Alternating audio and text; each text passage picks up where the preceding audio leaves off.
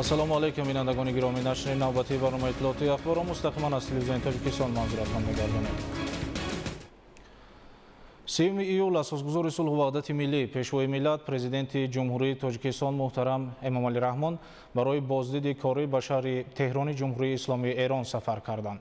Дар фурудгоҳи байналмилалии Душанбе президенти ҷумҳурии Тоҷикистон муҳтарам Эмомалӣ Раҳмонро раиси Маҷлиси Миллии Маҷлиси Олии Ҷумҳурии Тоҷикистон, раиси Маҷлиси намояндагони Маҷлиси Олии Ҷумҳурии Тоҷикистон, сарвазири Ҷумҳурии Тоҷикистон, муовини якуми роҳбари дастгоҳи иҷроияи президенти Ҷумҳурии Тоҷикистон ва дигар шахсони расмӣ гусел намуданд. Дар ин сафар президенти Ҷумҳурии Тоҷикистон муҳтарам Эмомалӣ Раҳмонро муовини якуми раиси Маҷлиси намояндагони Маҷлиси Олии Ҷумҳурии Тоҷикистон, вазири корҳои хориҷӣ, ёрдамчии президенти Ҷумҳурии Тоҷикистон оид ба масъалаҳои робитаҳои хориҷӣ, вазири энергетика ва захираҳои об ва дигар шахсони расмӣ ҳамроҳӣ мекунанд. 3 июл асосгузори сулҳу ваҳдати миллӣ пешвои миллат президенти ҷумҳурии Тоҷикистон муҳтарам Эмомалӣ Раҳмон барои иштирок дар маросими савгандёткунии президенти навинтихоби Ҷумҳурии Исломии Эрон Масъуди Пизишкиён вориди шаҳри Теҳрон шуданд. Дар фурудгоҳи байналмилалии Теҳрон президенти Ҷумҳурии Тоҷикистон муҳтарам Эмомалӣ Раҳмонро намояндагони воломақом ва шахсони расмии Ҷумҳурии Исломии Эрон самимона истиқбол гирифтанд. Ба хотири пазироии меҳмони олимақом роҳрав бо қолинҳои сурх густурда шуда аз ду канори он қаравули фахрӣ саф кашид. Дар шаҳри Теҳрон президенти Ҷумҳурии Тоҷикистон муҳтарам Эмомалӣ Раҳмон ҳамчунин бо раиси Маҷлиси шӯрои исломии Эрон Муҳаммад Боқири Қолибов мулоқот намуданд. Дар вохӯрии доир ба ҷонибҳои мухталифи муносибати дӯстӣ ва ҳамкории судбахши ду кишвари бародар гуфтугӯи судманд сурат гирифт. Зикр гардид ки арзишҳои муштараки таърихиву фарҳангӣ ва тамаддуни ду кишвари ҳамзамон заминаи устувори муносибати дуҷонибаро ташкил медиҳанд. Зимнан аз раванди таҳкиму густариши робитаҳои парлумонӣ ва фаъолияти гурӯҳҳои дӯстии байни парлумонӣ изҳори қаноатмандӣ карда шуд. Таъкид гардид ки робитаҳои мақомоти қонунгузор дар фароҳам овардани заминаи мусоид барои тавсеяи ҳамкорӣ дар бахшҳои мухталиф аз ҷумла иқтисоду тиҷорат нақши муҳим доранд. Сарвари давлат муҳтарам Эмомалӣ Раҳмон идомаи муколамаи созандаи байни парлумониро ба суди кор арзёбӣ намуда аз Муҳаммад Боқири Қолибов даъват намуданд ки ба Тоҷикистон дар фурсати барояшон муносиб ташриф биёранд.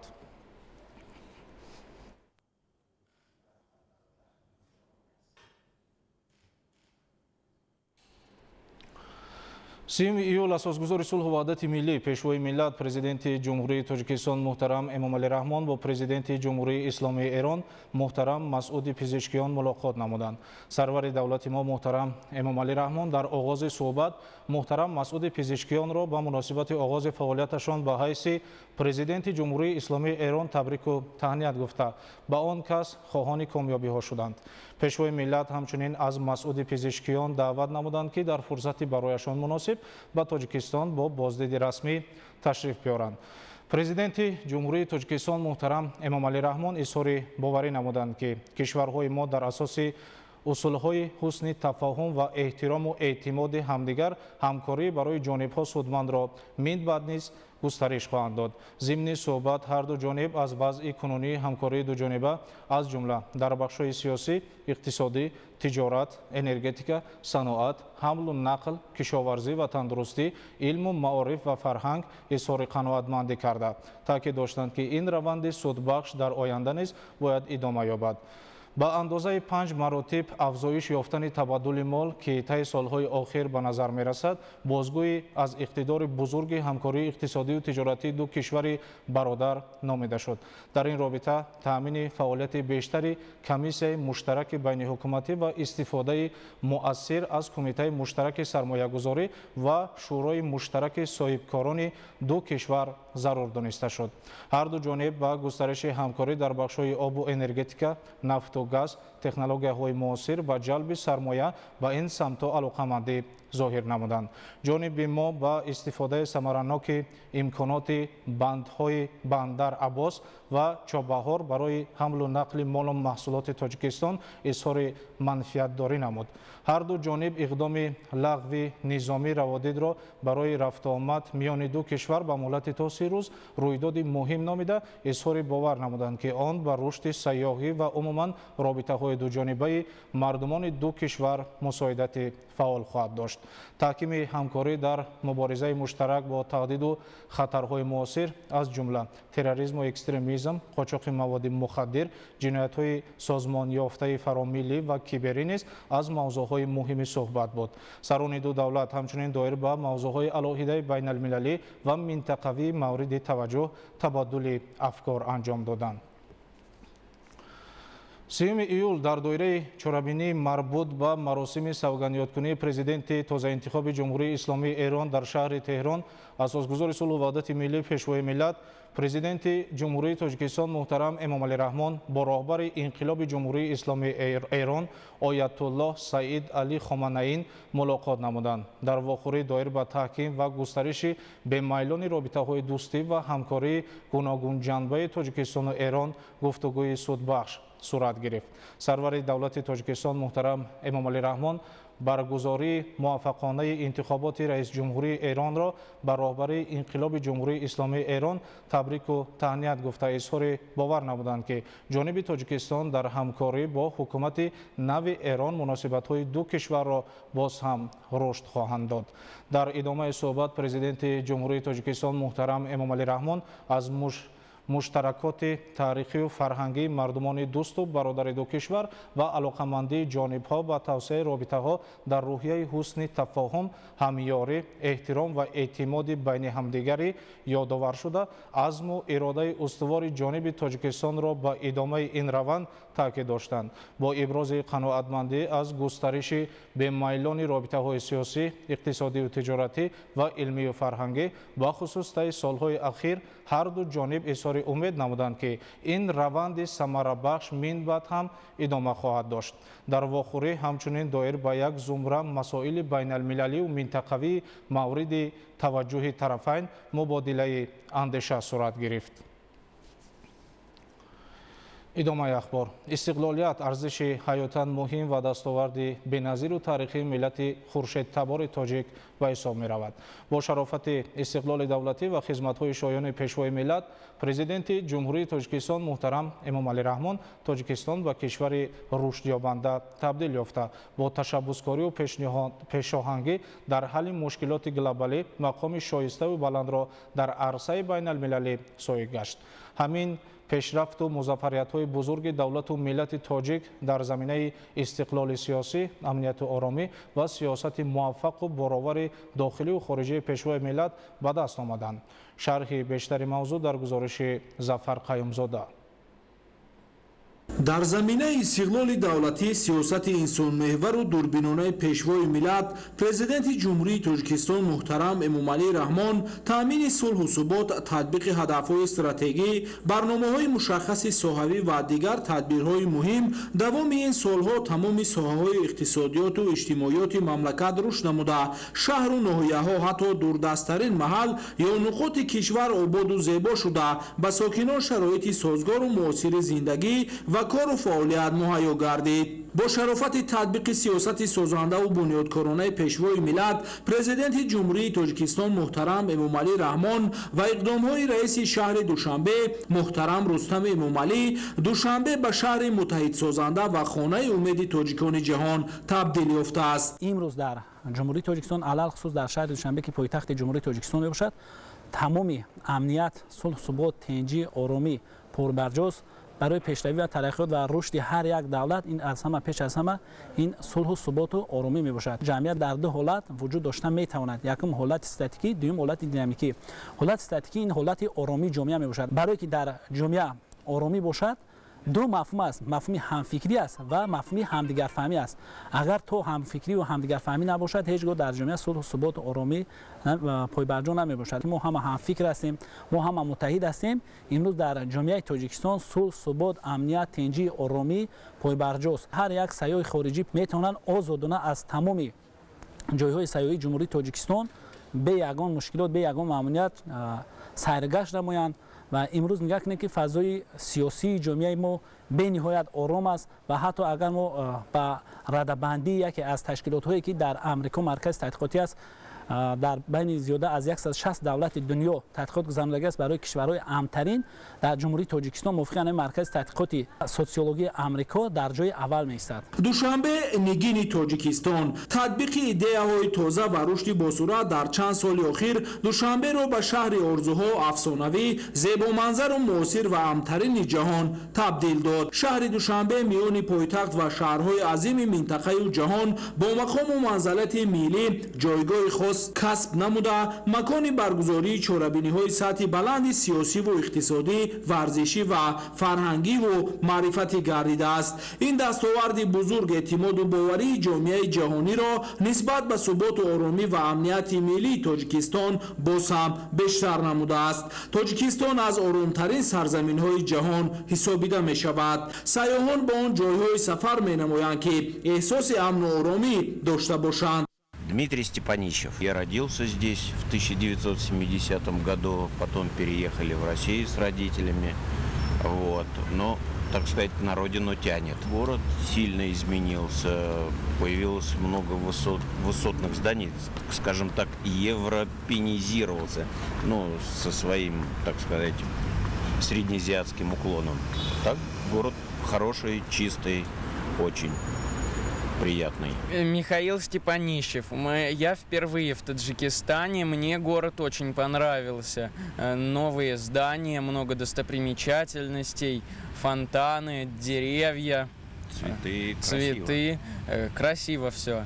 Кухня мне тоже очень понравилась. Я готов там плов и манты каждый день есть. То есть мы здесь посетили музеи. То есть было очень интересно. Приятные люди в общении, всегда готовы помочь. То есть по любым вопросам вообще не проблема. Скажу так, даже в школе, когда учился, кличка была, я учился в России, кличка была Душанбе. Мне тоже очень понравился народ, там музей мы просмотрели, там очень все хорошо, там в них расставлено, древняя карта Таджикистана тоже мне очень понравилась. Народ очень хороший, всегда готов помочь, гостеприимный. В принципе, все понравилось мне в Душанбе. аз тарафи дигар ташрифи бештари сайёҳон ба тоҷикистон барои муаррифӣ ҳарчи бештари фарҳангу тамаддуни қадимаи тоҷикон ва дастовардҳои тоҷикистони муосир ба ҷаҳониён нақши муассир мегузорад. Вячеслав, очень гостеприимный, красивый город, красивая природа. Недавно был в Арзобе, очень красиво, гостеприимный народ, культура отличная. Кухня очень вкусная. Очень город сильно изменился. Очень стал красивым. Очень много новых зданий красивых. Самая неотъемлемая часть Таджикистана и город Душанбе. Много фонтанов повсюду. Очень много зелени. Кухня вообще отличная. Плов, шакаров. Очень нравится. Манты, самса. Вообще отлично. Замечательно. Недавно со знакомой разговаривал. Она говорит, что, как там? Я говорю, ну что, зачем вам Турция? Зачем вам Европа? Приезжайте в Таджикистан. намного всего лучше, вкусно и красивее и богаче. марҳилаи нави рушди бо суръат қомат афрохтани биноҳои маъмурӣ ва муассисаҳои иҷтимоӣ ба фаъолият оғоз намудани корхонаю ширкатҳои гуногун бунёду таҷдиди маконҳои фарҳангию фароғатӣ ба истифода додани тамрингоҳҳо майдончаҳои варзишӣ навсозии пулу роҳҳо ва боғҳо ки бо диди нав аз ҷониби роҳбарияти шаҳри душанбе пеш гирифта шудааст душанберо ба пойтахти муосир обод шаҳри амнтарин ва сайёҳӣ табдил дод. душанбе шаҳри гулҳост. ҳар рӯза биноҳои нав, пешравиҳо, боғҳои нав кушода шудаанд ва мо аз он ифтихор мекунем ки дар чунин шаҳри зебо зиндагонӣ мекунем ва аз он фахр менамоем. баланд бардоштани сатҳу сифати хизматрасонӣ дар соҳаи сайёҳӣ, рушди ҳунарҳои мардумӣ, муаррифии таъриху фарҳанг ва имконияти ғании шаҳри Душанбе ба рушди ҷанбаҳои гуногуни сайёҳӣ, бунёду беҳсозии инфраструктури муосири соҳа, эҳёи ҳунарҳои мардумӣ, ҷалби занону ҷавонон ба касбомӯзӣ, муаррифии имконияти сайёҳӣ ва ҷалби шаҳрвандони хориҷӣ мусоидат менамояд. пешрафту шукуфоӣ ва рушди суръатноки соҳа ناحیه‌های مختلف شهر دوشنبه که در چند سال اخیر روی کار آمد برای تامین حیات شایسته و آینده درخشانتر ساکنان روانه شدند. رشد و پیشرفت سرعتناک اعتماد و باوری شهروندان را به سرسبزی و شکوفایی جاویدانه تاجیکستان صاحب استقلال بیش از پیش افزون می‌نماید. ظفر خیمزاده، بهادر قربان، دوشنبه اخبار. با استقبال جشن 35 سالگی استقلال دولتی جمهوری تاجیکستان در ناحیه شغنان ولایت مختار کوهستان بدخشان یک زمره انشاءات تعینات گوناگون جشنی به نقشه گرفته شده است که کارها در این سمت با مرام جریان دارد. گزارش قمرالدین حسین زاده.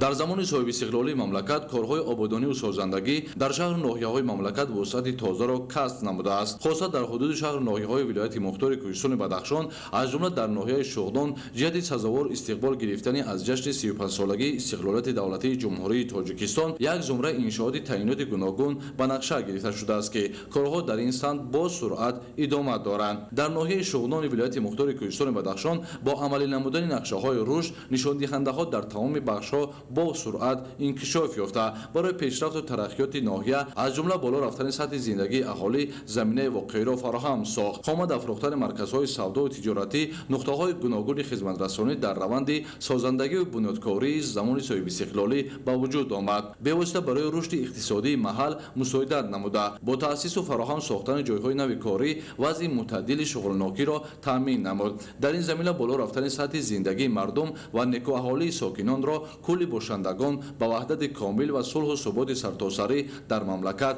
نسبت می‌دهند. وحدت ملی و استقلالات ملی دولتی بود که ناحیه شغنان صاحب مرکز ماموری خود گردید و روز از روز موقع خود را معین نموده ایستاده است. به مناسبت 35 سالگی استقلالات جمهوری تاجیکستان 192 بند راه اندازی گردیده است و تا به امروز 69 بند آن عملی گردیده استند و با حالت اوزیره این نقشه ها برای آبادانی و سازندگی و صنعت کنونی مملکت قرار داده ایستاده است. برای بهبودی صفت زندگی امروزه ما نظر افکنیم که شرایط امروزه انفراستراکچور ناحیه روز از روز سیمای خود را دیگر کرده ایستاده است. تمام کارخانه های صنعتی اینچنین مؤسسات دولتی و مؤسسات تو مکتبی روز از روز تعدادشون زیاد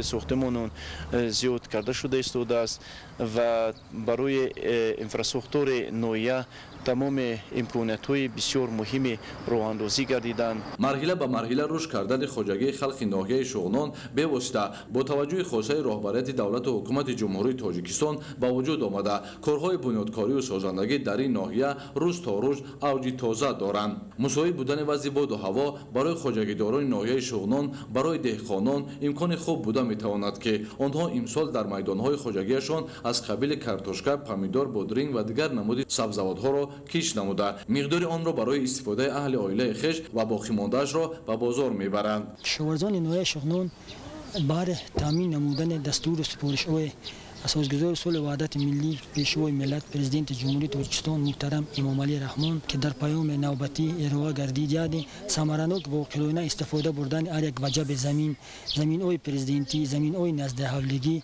که ارائه گردیدن کشاورزان ناحیه شغنان این سال در میدان 1994 گکتار کشت زراعت‌های بهاری گذرانده ایستادند که از این در میدان 941 گکتار غله‌دانگی و 394 گکتار کارتوشکا 171 گکتار سبزیجات می باشد. این چنین برای تامین نمودن امنیت و زقواری کشور در ناحیه شغنان زیاده 64 گرمخانه‌های موسمی فعالیت نموده ایستادند. اساساً در این گرمخانه‌ها با سبزیجاتکاری مشغول می باشند که در آنجا از نمود پامیدور، بادرینگ، قلفنای، کبودی کش میکنند که برای تامین نمونه امنیت و زقواری اویلا بسیار قلای می باشد. طی 10 ساله اخیر روند کارهای سازندگی و بنیادکاری дар маркази ноҳияи Шуғнон авҷи аъло касб кардааст. Ин аст ки сокинону бошандагони ноҳияи Шуғнон бо шукргузорӣ аз даврони соҳиби истиқлолӣ ва дастовардҳои ваҳдати сартосарӣ бо такя ба ҳидоятҳои асосгузори сулҳу ваҳдати миллӣ пешвои миллат президенти ҷумҳурии Тоҷикистон муҳтарам Эмомалӣ Раҳмон корҳои созандагиро вусъат мебахшанд. Бинои хуштарзу замонавӣ томактабӣ дар ноҳияи Шуғнон фаъолият мекунад ки дар як мавсими хониш метавонад 60 таълимгирандаро қабул намояд ки барои хонандагон тамоми шароитҳо аз қабили қадҳои хоб ва бозиҷаҳо барои машғулияти кӯдакон фароҳам оварда шудааст. Ҳамаи ин ободкорию созандагиро сокинони ноҳияи Шуғнон аз шарофати сулҳу субот, ваҳдату истиқлолияти давлатӣ ва сиёсати боварори ҳукумати ҷумҳурии Тоҷикистон хоса асосгузори сулҳу ваҳдати миллӣ пешвои миллат президенти ҷумҳурии Тоҷикистон муҳтарам Эмомалӣ Раҳмон маънидод мекунанд. Қамардин Ҳусейнзода, Ҷовид Низомӣ, ноҳияи Шуғнон, Ахбор.